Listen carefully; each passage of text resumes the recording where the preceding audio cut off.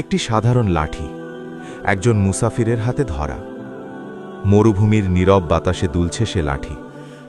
কিন্তু প্রশ্ন হল, এই লাঠি কি শুধু ভর দেওয়ার জন্য ছিল, নাকি আল্লাহর হুকুমে এটাই হয়ে উঠেছিল ইতিহাসের সবচেয়ে বিস্ময়কর নিদর্শন? কিভাবে একটি কাঠের লাঠি পরিণত হল সাপের মতো জীবন্ত মুজিজায়? কিভাবে এই লাঠির আঘাতে ফেটে গিয়েছিল সমুদ্র? আর কেন আল্লাহ বারবার এই লাঠিকেই মাধ্যম বানালেন? আজ আমরা জানব হজরত মুসা আলাইহিসসালামের হাতের লাঠির রহস্য।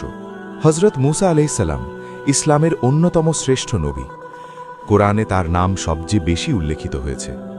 তার জীবন ছিল সংগ্রাম, পরীক্ষা আর আল্লাহর অলৌকিক সাহায্যের এক অনন্য উদাহরণ।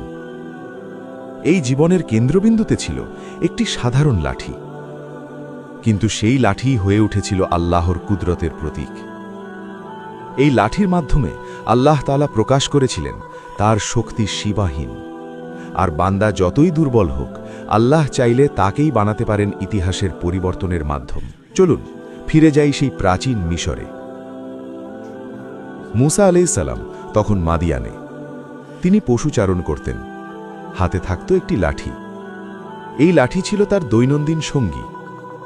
কোরআনে সূরা তহাতে আল্লাহ বলেন, তিনি মুসা আলাইহিসসালামকে জিজ্ঞেস করলেন, তোমার ডান হাতে কি আছে হে মুসা?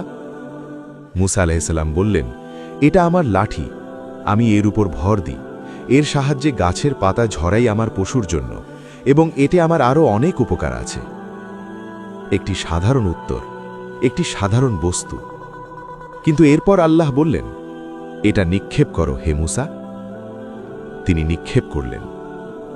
হঠাৎ লাঠিটি রূপ নিল এক জীবন্ত দ্রুতগতি সাপে। মুসা আলাইহিসসালাম ভয় পেয়ে পিছিয়ে গেলেন।